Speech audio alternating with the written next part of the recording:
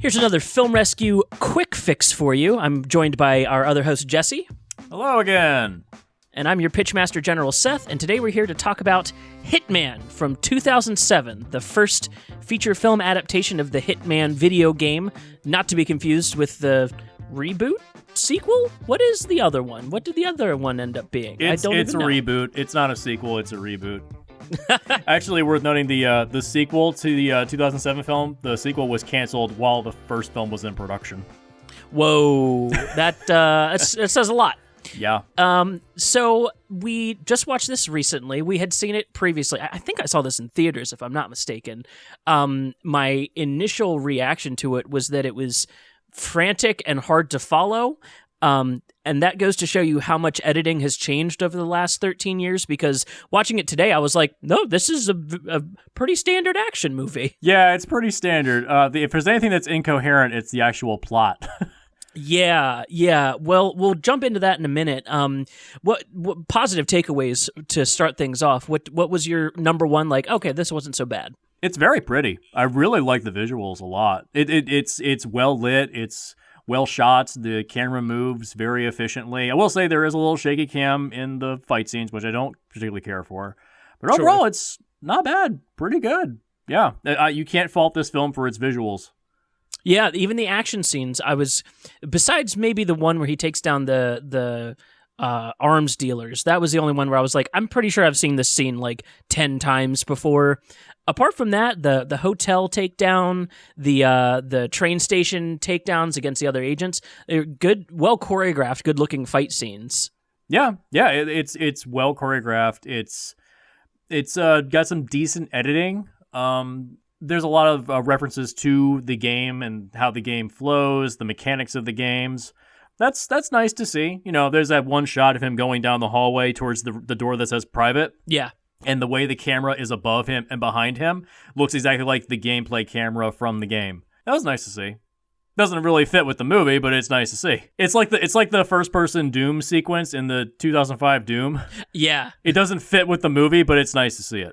Yeah, it's definitely a wink and a nod to all the video game players out there supporting it, which I imagine was the majority of the audience, especially at that time that we weren't getting a lot of video game movies. I wanted to compare this to Assassin's Creed going in, but by the time I finished it, I was like, I think this might be a little better than that Assassin's Creed movie we got. Yeah, I wouldn't say I was necessarily bored watching 2007 HITMAN.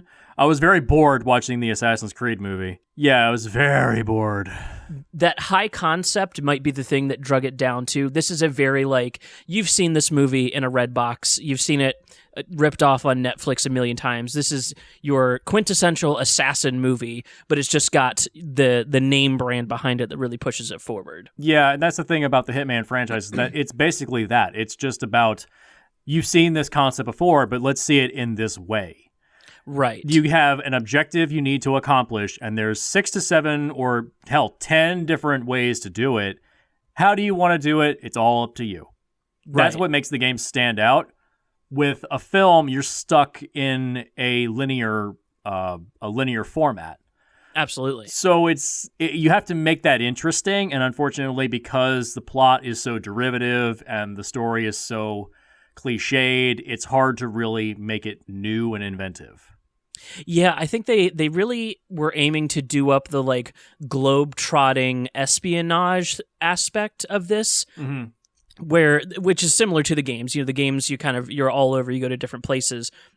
But I think that makes a movie feel overstuffed. The fact that we go from Russia to Istanbul, back to Russia to Turkey to we're just jumping all around, and so nothing really feels grounded at any point. So you're grasping for something to latch onto, and unfortunately, it's a very baby-faced Agent 47. Yeah, Timothy Olyphant is horribly miscast in this movie. This definitely needs a recast. I think I read that the only reason he did this movie was because Deadwood was abruptly canceled, and he needed to pay off his brand new house.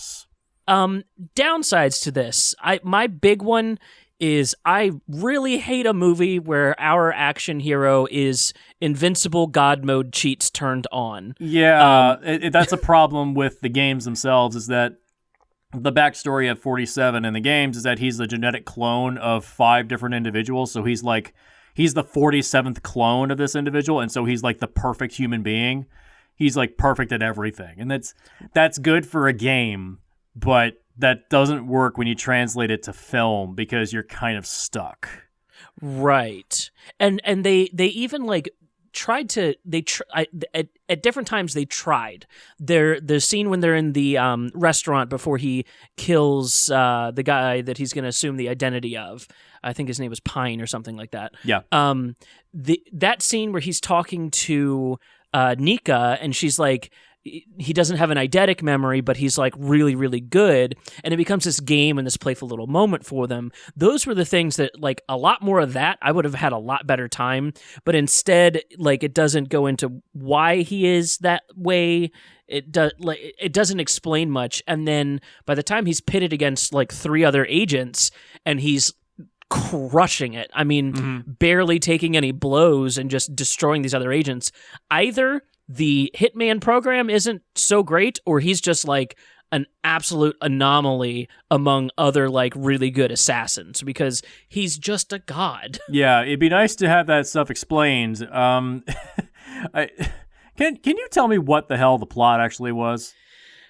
So it basically boils down to the organization that Agent 47 works for is in league with a bunch of different governments, and they set up this kind of quiet coup to happen with the new Russian leader, president or something. And so they have 47 come in to kill the president, and then they're going to swap him out with an exact double that more aligns to their politics.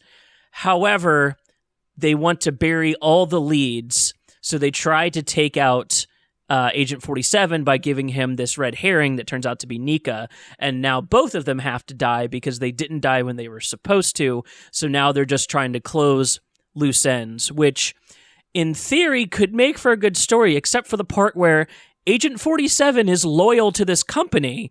There's no reason for them to get rid of him. Yeah, and not just that, like, they haven't discussed what the organization actually is. Also, the fact that they call it the organization. Yeah, that's good in a game. Doesn't work for a film. Like, you need to have a more direct connection. You need to understand who is doing what and why, and I didn't have a clue. I was very confused most of the movie. I hate to say that Gemini Man did this better, but Gemini Man legitimately did this better. Wow, that's a low blow. Their reason for wanting to take out Will Smith is that they have cloned him to make a better one, and he's trying to retire, but they don't want his genetic material out there. Makes way more sense. Literally, if this guy's a fucking clone, why can't that be the same story? Like, they don't want his genetic material out there because he's going to turn on them. But again, we got a very, very straightforward Jason Bourne-esque plot, and you know that's a part of what inspired this for sure. Yeah, this is very Jason Bourne-esque. It's very much inspired by that, and seeing it in retrospect now, we've seen the better version of this, John Wick. Yep. Like, John Wick just like knocks it out of the park, and that was one of my big fixes for this film is director Chad Stahelski. Yep. Like, just Chad Stahelski. Or the Hitman franchise was really created or inspired by John Woo films, specifically The Killer and with Hard Boiled. Those two films very much inspired the original concept of the Hitman. So you could get John Woo as a director as well, have him redeem himself after Paycheck. Yeah, you need to try to make it interesting and unique, and the film is very, very cliche. I would say one thing that is a big problem with this this movie is, I know we don't usually go after people below the line, but the sound editor needed to be fired on this movie. I forgot to bring that up. Yeah, the ADR in some of the scenes is, oh boy, oh not my god, it's just not like dialogue doesn't match up people's mouths. Like you can hear the reverb of the studio sometimes. It's bad. Yeah, that's unfortunate. Yeah. Yeah, we ended up with a pretty major pitch, and then I have a little minor one that I would like to see. I went on a little tirade about spiritual successors lately, and I wanted to kind of tie that in. But our major pitch is Stahelski or John Woo directing, and then you had a excellent pick for the lead in this. And I don't say excellent just because I really like this actor. I mean, this really fits. Yeah, my pick for the actor to replace Timothy Olyphant is Tom Hardy. Perfect. Because not just because he had a bald head in Star Trek Nemesis as Shinzon, but he did a little film with Nicholas Winding Refn called Bronson, and he is huge in that movie. Yeah, if you want to see, like, he was big as Bane in Dark Knight Rises, but I think Bronson was really the peak because he was meant to look like a massive tough guy. Yeah, and he's also a gamer, by the way. He actually apparently plays games. And there's an article about Josh Trank and his recent film, what was it, Capone? And apparently, in order to discuss like working on the film and working on the script, he would get onto Xbox and play Ghost Recon Breakpoint with Tom Hardy every night. So, yeah, it's just a fun little anecdote. So yeah, he's a gamer and he would actually give a crap. Problem is, you can just tell Timothy Olyphant just doesn't care. You can just see it on his face. He's checked out. He's not having a good time, and it sucks because, and I'm probably going to mispronounce her name, Olga Kurylenko. She's acting her heart out, and I love her not only because she's like drop dead gorgeous, but I've yet to see her in a movie that deserved to have her because she really, really tries, and she ends up in such like trash movies. Yeah, she does a lot of red box stuff. Unfortunately, it's a shame. Yeah, it's unfortunate. So do you know she's almost 50? Really? I'm not kidding. She's one of those people that just ages doesn't age effervescently. Yeah. So plot wise, we need to strip out this like paint by numbers espionage thing. What are you feeling for the new plot? So the big thing about the Hitman character is that the idea is that he's meant to be able to assume anyone's identity and make him fit into a crowd. The problem is when you have a bald guy in a white and black suit with a red tie and a barcode on the back of his head, it's very easy to identify him in a crowd. Right. That's, like I've said when we were off air, this is one of those times when I think it's best to diverge from the source material. At least some, for sure. Yeah, because the plot is convoluted. The reasoning for why 47 even exists is ridiculous. Like, this works fine for a game as a setup point, but for a film, you need to really strip it down and get back to basics. Exactly. Yeah, and the film itself should be back to basics. And I compared our pitch to Dread, A Day in the Life. Yep. If you notice the most recent Hitman games, the 2016 reboot, basically took it back to basics. They dumped all the stuff that didn't really work with the previous games. And so they just made it more like, oh, you're just a hitman going around from mission to mission and you're just taking on targets. I figured, what if you just took one of those missions, pulled it out of the game, and just stretched it to 90 minutes? That's the movie. Yep. Yeah, like have maybe some intercuts of some flashbacks, seeing the hitman, 47 growing up, his training at the facility, and that sort of gives you some knowledge as to who he is, but you don't get a lot. Like Dredd, he should be more like a force of nature, not really a person. The twist is there's no twist. Like, there's no...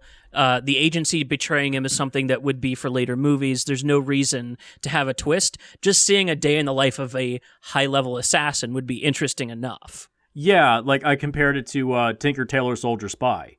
Right. There's this element of, I think we referenced this on a previous episode, the idea of men at work. Like, just watching them work, watching them do their job is infinitely fascinating if filmed and edited correctly.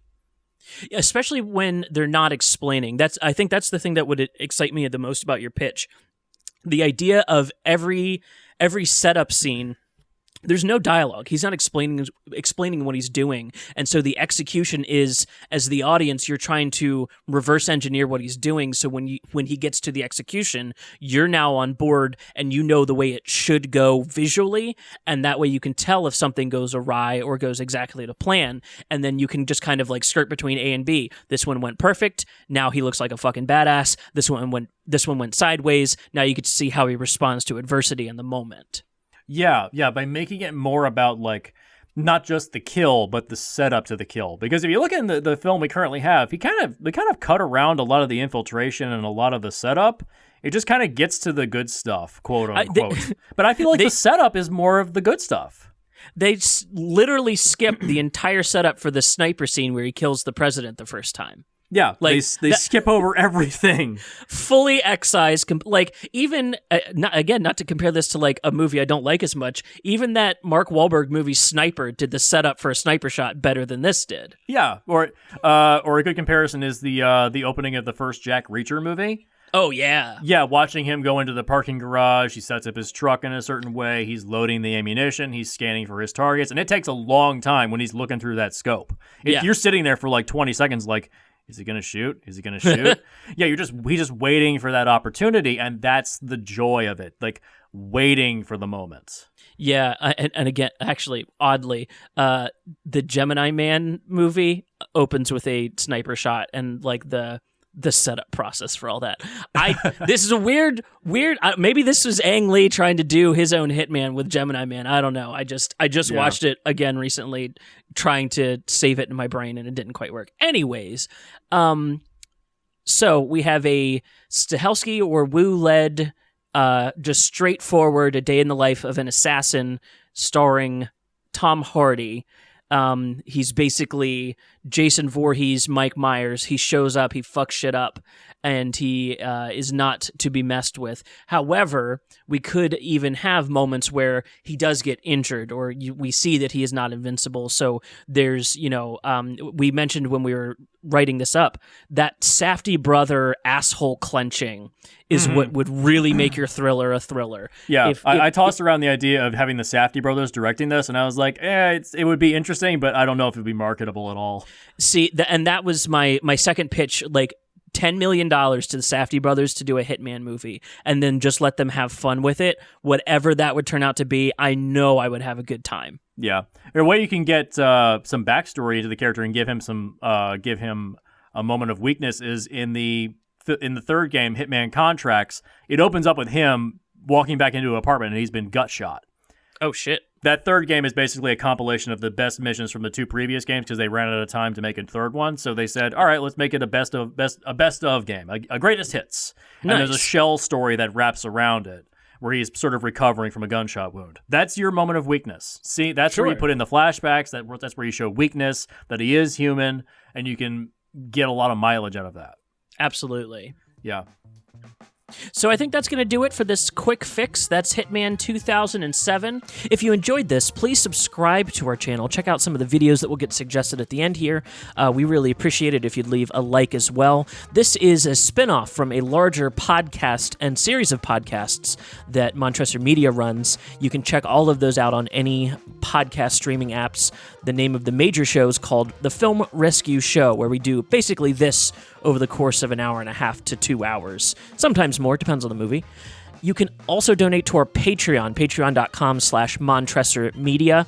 For $1, you can get access to all of our podcasts, early access to episodes of this nature, as well as the podcast short films and everything else that we have in the works. We are a growing team, and every dollar helps us. We have a goal set right now. If we hit $300 in patron donations, we'll be able to get a studio and start doing this live and over Twitch and video versions of everything, which I guess people like better because, hey, that sounds fun. You can also follow me at Seth X Decker, and you can follow Jesse at Hardcore B-Shot on Twitter. You can also follow at Film Rescue Show if you'd like to be a part of the main podcast, or if you have a quick pitch, you can send it there or to our email, filmrescueshow@gmail.com. I've been your Pitch Master General, Seth. And I'm Jesse.